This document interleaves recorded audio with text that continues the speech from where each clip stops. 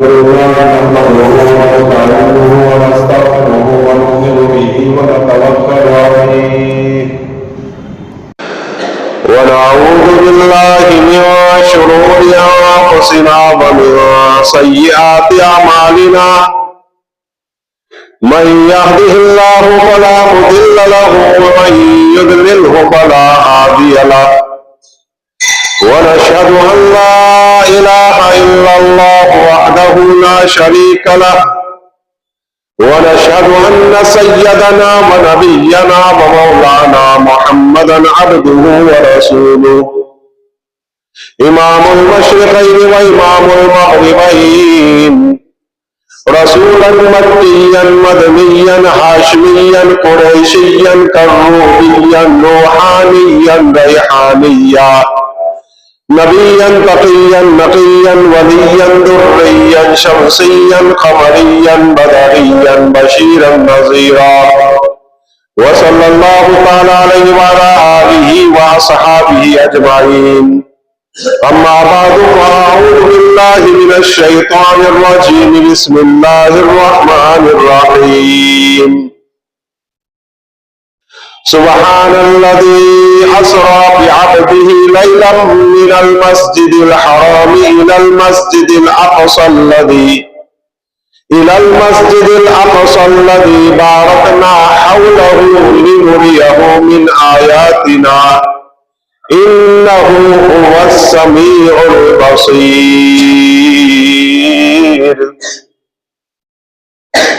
وہ اللہ پاک ہے جس نے اپنے بندے یعنی محمد صلی اللہ علیہ وسلم کو راتوں رات معراج کرائی.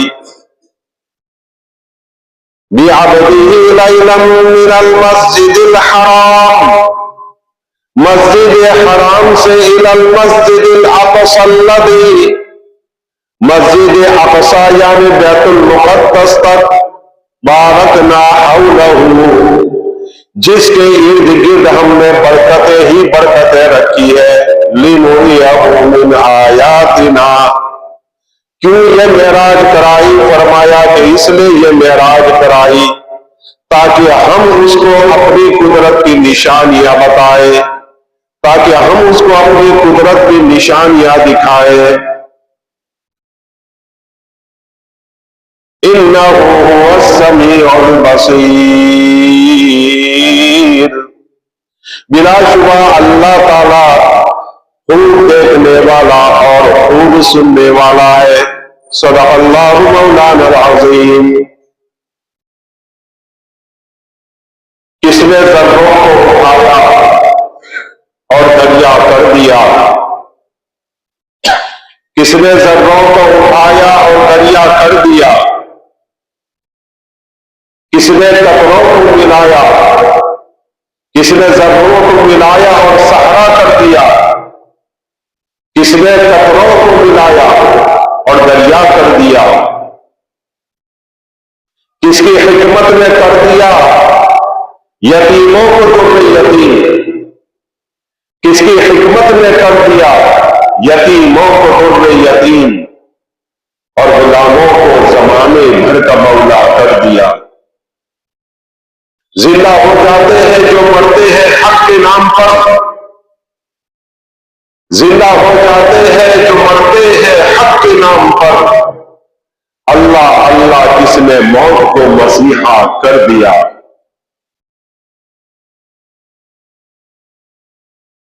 دلفشانی نے تیرے قدروں کو دریا کر دیا اور آنکھوں کو بنا کر دیا، دلوں کو زندہ کر دیا. جو نہ تھے خود پر وہ اوروں کے عادی بن گئے، کیا نظر تھی کہ مردوں کو مسیحا کر دیا. محترم بھائیوں دوستوں بزرگوں، یہ رجب کا مہینہ ہے. جب رجب کا مہینہ شروع ہوتا تھا تو آپ صلی اللہ علیہ وسلم ایک دعا پڑھا کرتے تھے، اللہم بارک لنا فی رجب و شعبان وبلغنا رمضان.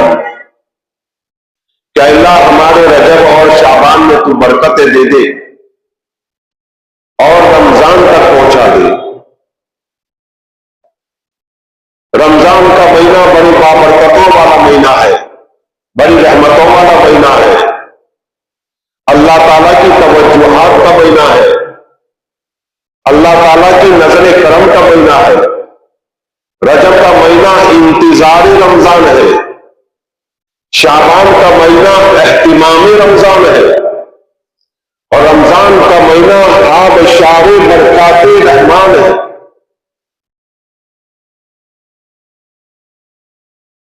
میں آپ کے سامنے معراج کا واقعہ عرض کرنا چاہ رہا ہوں، کیونکہ اکثر کتابوں میں یہ لکھا گیا ہے کہ معراج کا واقعہ رمضان میں رجب میں پیش آیا۔ تاریخوں میں اختلاف ہے، لیکن مہینے کے اعتبار سے اکثر کا اتفاق ہے۔ معراج کا مہینہ آپ صلی اللہ علیہ وسلم کے لیے ایک بڑا معجزہ ہے۔ معراج کے واقعے کو 40 سے 45 صحابہ کرام رضی اللہ تعالی عنہم اجمعین نے بیان کیا ہے۔ معراج کا واقعہ کیوں آپ صلی اللہ علیہ وسلم کو اور معراج کا سفر کیوں آپ صلی اللہ علیہ وسلم کو کرایا گیا، اس کی کچھ مختلف وجوہات مفسرین نے لکھی ہے، سیرت نگار نے لکھی ہے، علماء کرام نے لکھی ہے۔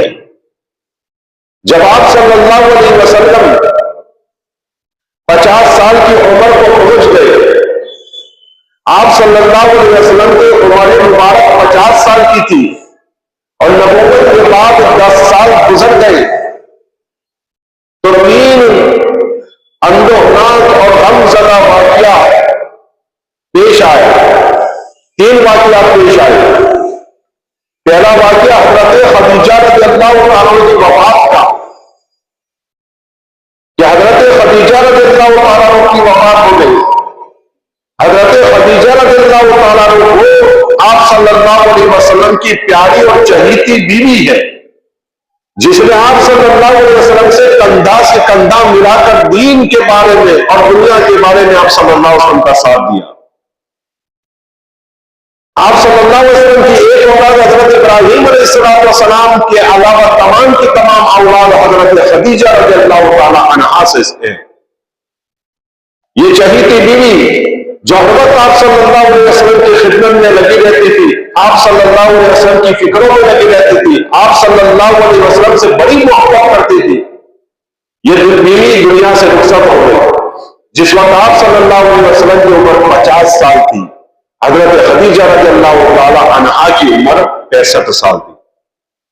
دوسرا واقعہ ابو طالب کا پیش آیا، خواجہ ابو طالب جو آپ صلی اللہ علیہ وسلم کے سگے چچا تھے، اور 8 سال کی عمر سے آپ صلی اللہ علیہ وسلم کی پرورش کر رہے تھے، اپنے بیٹوں سے بھی زیادہ آپ صلی اللہ علیہ وسلم سے پیار کیا، محبت کی اور بڑی بہترین تربیت کی، اور آپ صلی اللہ علیہ وسلم کے لیے سینہ سفر رہتے تھے، آپ صلی اللہ علیہ وسلم کے لیے آہنی دیوار بن کر رہتے تھے۔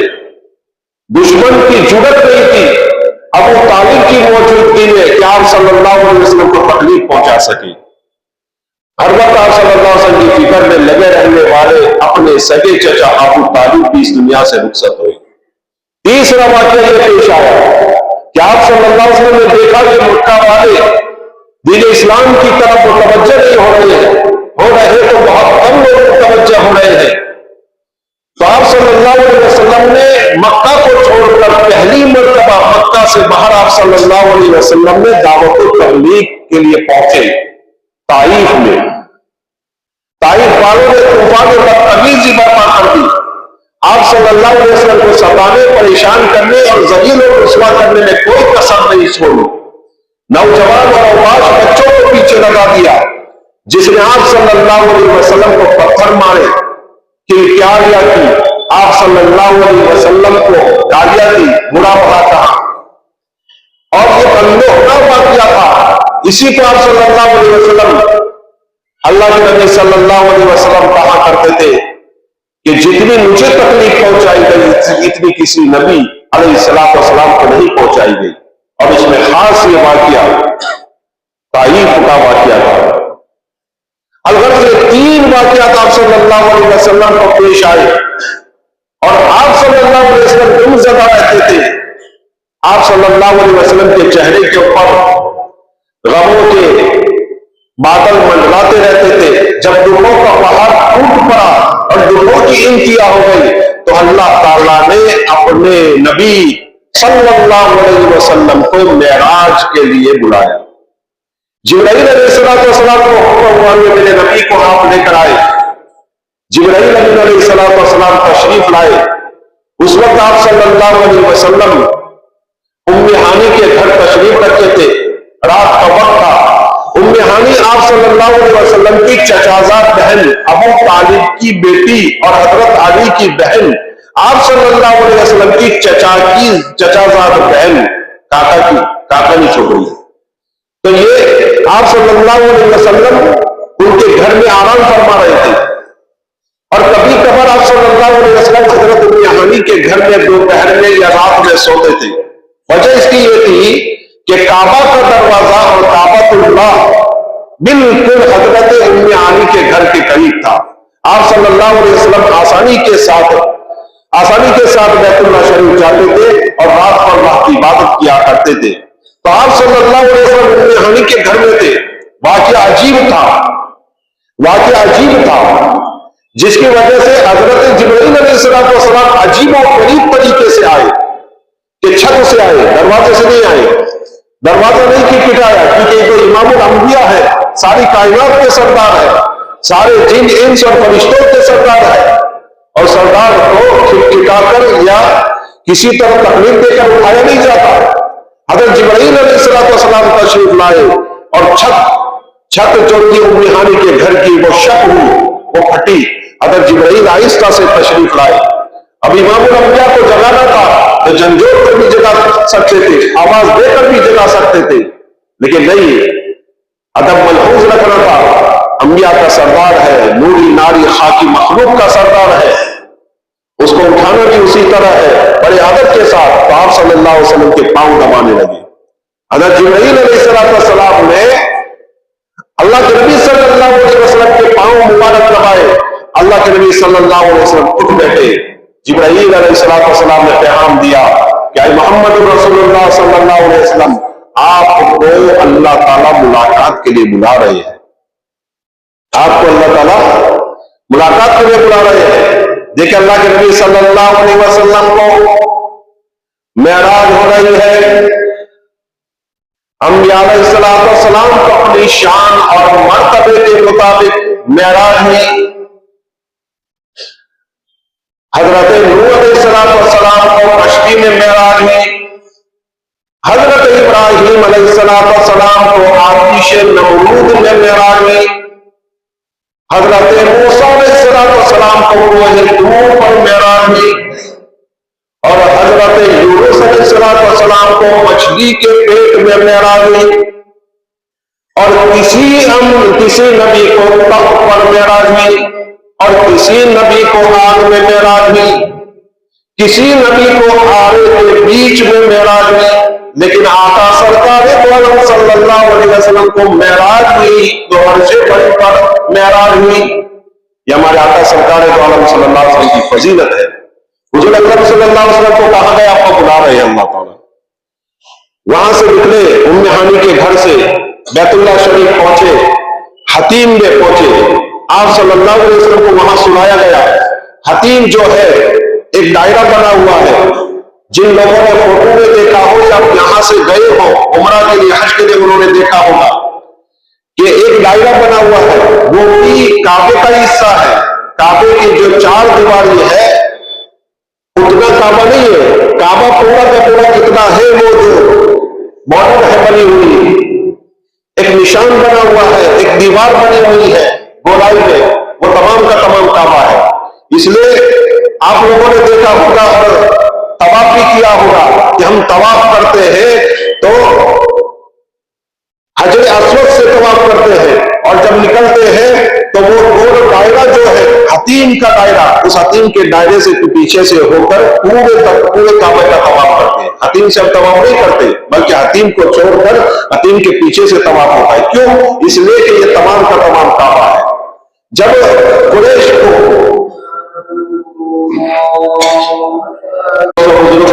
کر رہا تھا کہ حتیم کی جو جگہ ہے، حتیم کا جو مقام ہے وہ کعبہ میں داخل ہے۔ جب قریش کو کعبہ بنانے کی نوبت آئی تو انہوں نے پیسہ جمع کیا اور کعبہ کو بنانا شروع کیا، اور کعبہ کو بناتے بناتے روپے ختم ہو گئے۔ جہاں تک کعبہ بن سکا وہاں تک انہوں نے حلال روپے اور صحیح اور اچھے روپیوں سے انہوں نے کعبہ کو بنا دیا اور حتیم کی جگہ کو چھوڑ دیا۔ پھر حضرت عبداللہ ابن زبیر رضی اللہ تعالیٰ عنہ کی حکومت آئی، یا ان کو امیر بنے، وہ گورنر تھے، اس وقت انہوں نے حتیم کو بھی اندر لے لیا، پورا کعبہ بنا دیا۔ پھر بدبخت حجاج ابن یوسف کی حکومت آئی تو حجاج ابن یوسف نے بادشاہ کے حکم سے، خلیفہ کے حکم سے پھر وہ حتیم کا حصہ نکال دیا اور جتنا آج کعبہ ہے اتنا ہی رہنے دیا۔ حضرت امام مالک رضی اللہ تعالیٰ رحمۃ اللہ علیہ کے زمانے میں پھر یہ مدعا اٹھا کہ حتیم کو اندر لے لیا جائے۔ حضرت امام مالک سے فتویٰ پوچھا گیا، حضرت امام مالک رحمۃ اللہ علیہ نے فتویٰ دیا کہ بھائی حتیم کو باہری لینے دو، اس کے بعد کوئی آئے گا تو کہے گا حتیم کو اندر لے لو، اس کے بعد کوئی آئے گا تو کہے گا حتیم کو باہر کر دو۔ اللہ کے نبی کے زمانے میں حتیم باہر تھا، تو اس طرح کعبہ ایک ڈھیر بن جائے گا۔ الغرض حتیم کا جو حصہ ہے وہ کعبے کا حصہ ہے۔ اللہ کے نبی صلی اللہ علیہ وسلم کو ام ہانی کے گھر سے لے جایا گیا، حتیم کے اندر آپ صلی اللہ علیہ وسلم کو سلا دیا گیا۔ ایک روایت کے مطابق آپ صلی اللہ علیہ وسلم کو فرشتوں نے اپنے ہاتھوں میں رکھا تھا، اور پھر حضرت جبرائیل علیہ السلام دو کشتری لائے، دو برتن لائے سونے کے جنت سے، اور آپ صلی اللہ علیہ وسلم کا سینہ چاک کیا۔ ایک کشتری کے اندر زمزم کا پانی لایا گیا۔ اس سے ایک بات معلوم ہوتی ہے، اس سے آپ صلی اللہ علیہ وسلم کا دل دھویا گیا۔ اس سے ایک بات معلوم ہوتی ہے، زمزم کا پانی دنیا میں اور پوری کائنات میں سب سے بہترین اور فضیلت والا پانی ہے۔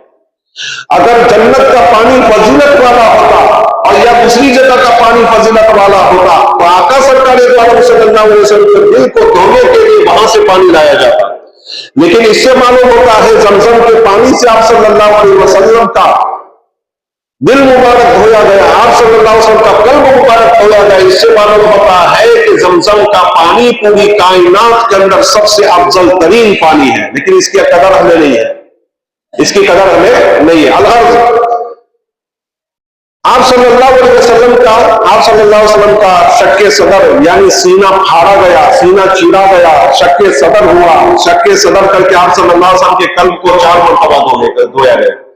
پہلی مرتبہ 4 سال کی عمر آپ صلی اللہ علیہ وسلم کی تھی، دوسری 12 سال کی آپ صلی اللہ علیہ وسلم کی عمر تھی، تیسری مرتبہ آپ صلی اللہ علیہ وسلم کا سینہ چاک کر کے آپ صلی اللہ علیہ وسلم کے دل کو دھویا گیا، جبکہ آپ صلی اللہ علیہ وسلم کو وحی دینی تھی، یعنی جب آپ صلی اللہ علیہ وسلم کو نبی بنانا تھا اور وحی ان کو پہنچانی تھی، آپ صلی اللہ علیہ وسلم پر وحی اتارنی تھی تاکہ آپ صلی اللہ علیہ وسلم وحی کی سختی کو اور وحی کے بوجھ کو جھیل سکے، تو آپ صلی اللہ علیہ وسلم کا سینہ چاک کر کے آپ صلی اللہ علیہ وسلم کے قلب کو دھویا گیا، اور 34 مرتبہ آپ صلی اللہ علیہ وسلم کو معراج کے موقع پر ان کا قلب دھویا گیا تاکہ آپ صلی اللہ علیہ وسلم دوسری دنیا کے جو مناظر ہے وہ دیکھ سکے، ان پر بوجھ نہ پڑے۔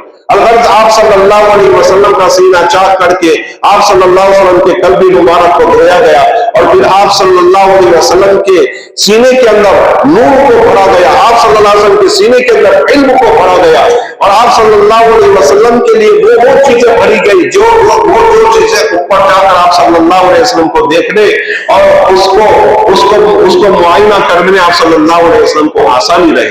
البتہ آپ صلی اللہ علیہ وسلم کا سینہ چاک کر کے، اس لیے معلومہ کرام کہتے ہیں کہ حضرت جبرائیل نے یوں چاک کیا تھا امت کو، اللہ کے نبی صلی اللہ علیہ وسلم نے اوپن ہارٹ سرجری یعنی ہارٹ کی آپریشن، ہارٹ کا آپریشن وغیرہ کا تصور اس وقت سے دے دیا تھا، لیکن امت نے اپنے دماغوں کو کھپایا ہوتا تو آپ صلی اللہ علیہ وسلم کا جو دیا وہ تصور ہے وہ یہ امت جان جاتی اور ان ساری چیزوں کے اندر مسلمان آگے ہوتے، لیکن مسلمان کسی اور جگہ مڑ گئے اور توجہ ان کی دوسری جگہ ہو گئی۔ حکیم ترمذی رحمۃ اللہ علیہ بہت بڑے ڈاکٹر تھے، ایک ہے حکیم ترمذی جنہوں نے ترمذی شریف کو مدون کیا، ترمذی شریف کو مرتب کیا، اور ایک دوسرے حکیم ترمذی جو بہت بڑے حکیم تھے جن کو یوسف ثانی کہتے تھے، بڑے خوبصورت تھے، وہ بڑے حکیم کے ڈاکٹر تھے، انہوں نے اس زمانے میں 1200 سال پہلے آپریشن روم بنایا تھا اور لوگوں کو آپریشن کرتے تھے. اور روم بھی کیسے بنایا تھا؟ یہ اے سی وغیرہ نہیں تھی، اے سی وغیرہ نہیں تھی، کولڈ روم بنایا. کولڈ روم کیسے بنایا کہ انہوں نے دیواریں کھڑی کی، دیواروں کے پیچھے انہوں نے بڑے بڑے چکیاں وہ ڈالتے تھے، بڑی بڑی چکیاں، یہ برف کی بڑی بڑی چکیاں، تاکہ پورا کا پورا روم کولڈ رہے، یعنی ٹھنڈا رہے، پھر آپریشن کرتے تھے. تو 1200 سال پہلے مسلمانوں نے اس کو ایجاد کر دیا تھا. الغرض اللہ کے نبی صلی اللہ علیہ وسلم کو حتیم سے اٹھایا گیا، 2 رکعت آپ صلی اللہ علیہ وسلم نے نماز پڑھی، اور وہاں سے آپ صلی اللہ علیہ وسلم کو باہر لایا گیا. دیکھا کہ باہر ایک جانور کھڑا ہے، اس جانور کو براق کہتے ہیں.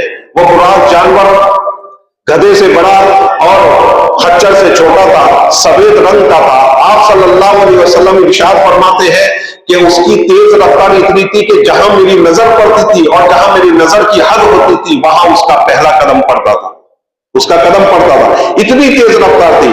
یہاں علماء کرام یوں بھی کہتے ہیں کہ اللہ کے نبی صلی اللہ علیہ وسلم نے تیز رفتار سواری کا تصور اس زمانے میں دے دیا تھا مسلمانوں کو کہ تم لوگوں کو یہ ساری چیزیں ایجاد کرنی ہے، یہ ساری چیزیں ایجاد کرنی ہے. الغرض آپ صلی اللہ علیہ وسلم وہاں سے نکلے، براق کے قریب پہنچے، براق بدکنے لگا تو حضرت جبرائیل علیہ السلام نے کہا کہ براق، اے جانور، تیرے اوپر جتنے بھی انبیاء علیہ السلام سوار ہوئے ہیں، تمام انبیاء علیہ السلام میں سب سے عظیم ہستی یہ محمد صلی اللہ علیہ وسلم ہے. چنانچہ اس کو سکون ہو گیا، آپ صلی اللہ علیہ وسلم سوار ہوئے، حضرت جبرائیل امین علیہ السلام دے کر چلے. مکہ سے سفر کر رہے ہیں، مدینہ جب درمیان میں آیا 450 کلومیٹر پر، حضرت جبرائیل امین علیہ السلام نے کہا یہاں اتریے. پوچھا یہ کیا ہے؟ کہا یہ مدینہ ہے اور مکہ سے آپ ہجرت کر کے یہیں آؤ گے.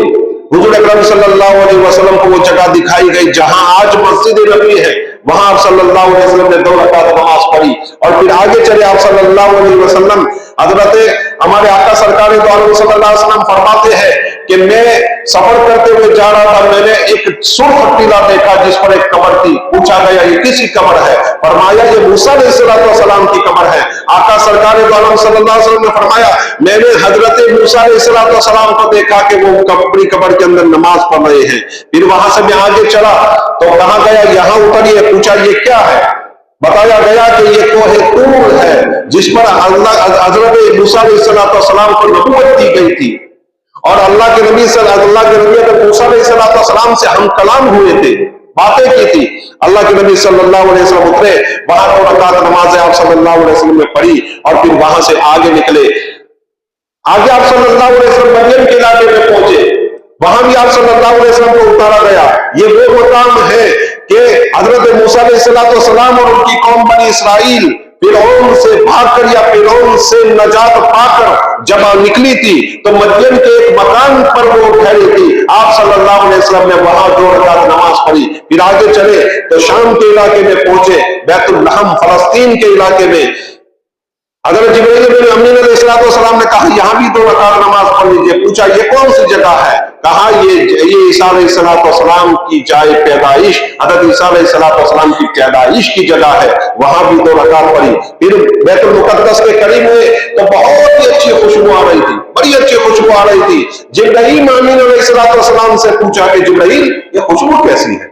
حضرت جبرائیل امین علیہ السلام نے فرمایا کہ اللہ کے نبی یہ فرعون کی باندی جو مسلمان ہو گئی تھی، فرعون نے اس کو اور اس کی بچیوں کو ایک کھولتے ہوئے تیل میں ڈال کر، دیگ میں ڈال کر اس کو چورا چورا کر دیا تھا، اس کو ریزہ ریزہ کر دیا تھا اور اس کی ہڈیاں جو باقی رہ گئی تھی وہ یہاں دفن کی گئی ہیں اور اسی جگہ سے یہ خوشبو آ رہی ہے. پھر آقا سرکار دو عالم صلی اللہ علیہ وسلم آگے نکلے. اللہ تعالیٰ نے اس واقعے کو مختصر الفاظ میں قرآن میں بیان کیا ہے. کیا کیا ہے؟ سبحان الذی اسری، سبحان الذی اسری، پاک ہے وہ ذات جس نے راتوں رات اپنے بندے کو بعبدہ لیلا، راتوں رات اپنے بندے کو سفر کرایا. کہاں تک کرایا؟ الی المسجد الاقصی، کہ اللہ تعالیٰ نے ان کو اقصا تک یعنی بیت المقدس تک سفر کرایا. اس میں ایک اشارہ ہے سبحان الذی اسرا، سبحان الذی اسرا، کہ وہ اللہ پاک ہے. کس سے پاک ہے؟ اللہ پاک تو ہے ہی ہر چیز سے جو ہماری عادتیں ہیں. اس میں ایک بات یہ بھی بتائی گئی ہے، جو کیمسٹری ہے، فزکس ہے، یہ آگ، پانی، ہوا اور مٹی ہے، یہ جتنے بھی قانون ہیں ان تمام قانون سے اللہ پاک ہے. اپنے بندے کو اوپر لے گیا، کوئی ٹائم نہیں. اللہ کے نبی صلی اللہ علیہ وسلم پر تشریف لے گئے، جب واپس آئے تو آپ صلی اللہ علیہ وسلم کا جو بستر تھا وہ گرم تھا. یہ تمام چیزیں، یہ ٹائم ہے، یہ دنیا ہے، یہ رات ہے، یہ دین ہے، اس سے اللہ تعالیٰ کی ذات پاک ہے. نبی صلی اللہ علیہ وسلم کو یہ سارے قانون توڑ کر لے گیا. کافر کہتے تھے تو کیسے گیا وہاں؟ 1 مہینے کی مسافت پر بیت المقدس ہے، تو کہتا ہے وہاں سے میں آیا تو میرا بستر گرم تھا، میری کنڈی ہل رہی تھی، تو اب اتنی دیر میں کیسے؟ تو اللہ تعالیٰ کہتا ہے سبحان الذی، سبحان الذی. ارے بدبختو، وہ آیا نہیں، اسرا، میں لے گیا، میں اس کو لایا، وہ نہیں آیا، میں اس کو لے کر گیا. تو یہ اللہ تعالیٰ فرما رہے ہیں. حضرت عبد القادر جیلانی رحمۃ اللہ علیہ کے زمانے میں کبھی کبھی اللہ تعالیٰ ایسے واقعات پیش کر دیتا ہے تاکہ امت کو سمجھ میں آ جائے کہ وہ دنیا الگ ہے، وہاں کا ٹائم الگ ہے، وہاں کی ساری چیزیں الگ ہے. تو حضرت عبد القادر جیلانی رحمۃ اللہ علیہ کے زمانے میں ان کا ایک مرید کسی نہر کے اوپر غسل کے لیے گیا. اس نے کپڑے وغیرہ اتارے اور نہر میں ایک ڈبکی لگائی، وہ اندر گیا تو ایسا اندر گیا کہ واپس 2 سال کے بعد آیا. وہ کہتا ہے کہ میں وہاں رہا، کوئی قوم تھی جس کے ساتھ میں رہتا تھا، عبادت کرتا تھا. ایک رمضان آیا میں نے روزے رکھے، دوسرا رمضان آیا میں نے روزے رکھے، سب کچھ رکھا، روزے بھی رکھے، نماز بھی پڑھی، سب کچھ ان کے ساتھ دعوت و تبلیغ بھی کی، عبادت بھی کی، بہت کچھ کیا، کھایا پیا سب کچھ. اور جب میں نے ڈبکی لگا کر باہر میں آیا، اللہ تعالیٰ کی طرف سے باہر آیا، تو میں نے دیکھا میرے کپڑے وہی کے وہی. وہ تعجب میں پڑ گیا. حضرت کے خدمت میں یہ سارا واقعہ پیش کیا. اللہ تعالیٰ، اللہ کے بندے، اللہ کے ولی حضرت عبد القادر جیلانی محبوب سبحانی رحمۃ اللہ علیہ نے اس کو کہا کہ کبھی کبھی اللہ تعالیٰ اپنے بندوں کے ساتھ وہ واقعات پیش کر دیتا ہے اور وہ واقعات رونما کر دیتا ہے تاکہ امت کو یہ ساری باتیں سمجھ میں آئے کہ معراج بالکل صحیح ہے، معراج بالکل صحیح. الغرض تو اللہ کے نبی صلی اللہ علیہ وسلم کو اللہ تعالیٰ رات میں لے گیا. اس میں ایک اشارہ بھی ہے. علماء کرام کہتے ہیں کہ رات کو اس لیے لے گیا اور اونچائیوں تک لے گیا کہ امت کو ایک سبق تھا اس میں کہ اگر امت رات کو جاگے گی تو اللہ اونچائیوں تک لے جائے گی. امت کو اگر اونچائیوں پر جانا ہے، امت کو اگر ترقی کرنی ہے، امت کو اگر دنیا اور آخرت میں ترقی کرنی ہے، اپنی زندگیوں میں 4 چاند لگانے ہیں، اپنی زندگیوں کو بڑھانا ہے، اللہ تعالیٰ کا محبوب بننا ہے، تو اس کو رات کو جاگ کر اللہ تعالیٰ سے دعائیں کرنی پڑے گی. اللہ تعالیٰ کی عبادت کے لیے رات کا کچھ حصہ اس کو الگ کرنا پڑے گا، تب جا کے وہ ترقی کرے گا، اللہ کا محبوب بندہ بنے گا، اللہ کا محبوب بندہ بنے گا. اسی کو حضرت علامہ اقبال صاحب رحمۃ اللہ علیہ کہتے ہیں جب عشق سکھاتا ہے آداب خدا گاہی، کھلتے ہیں گناہوں پر اسرار شہنشاہی. عطار ہو، روحی ہو، غازی ہو، غزالی ہو، کچھ ہاتھ نہیں آتا بے آہ سحرگائی، کچھ ہاتھ نہیں آتا بے آہ سحرگائی. اے طائر لا ہوتی اس رزق سے تو موت اچھی، جس رزق سے آتی ہو پرواز میں کوتاہی. یہ ہے تو معراج کا واقعہ. اگلا جو واقعہ ہے انشاءاللہ آپ کے سامنے میں عرض کروں گا. یہ خاص واقعہ ہے. میں یہ پورا واقعہ اس لیے بیان کر رہا ہوں جو آگے بیانات آ رہے ہیں کہ فلاں گناہ سے کیا ہوتا ہے، چوری سے کون سی سزا ملے گی، اور زنا سے کون سی سزا ملے گی، جھوٹ سے کون سی سزا ملے گی. یہ سارا واقعہ اللہ کے نبی صلی اللہ علیہ وسلم نے معراج کے اس سفر میں بیان فرمایا. تو خاص کر کے وہ بیان جو آئندہ جمعہ کو میں بیان کرنے والا ہوں، آپ کے سامنے عرض کرنے والا ہوں. آپ تمام حضرات تشریف لائیں، جلدی تشریف لائیں. انشاءاللہ اس بیان سے آپ کو بہت ہی فائدہ ہوگا، دین اور دنیا کا. اللہ تعالیٰ کا اس باتوں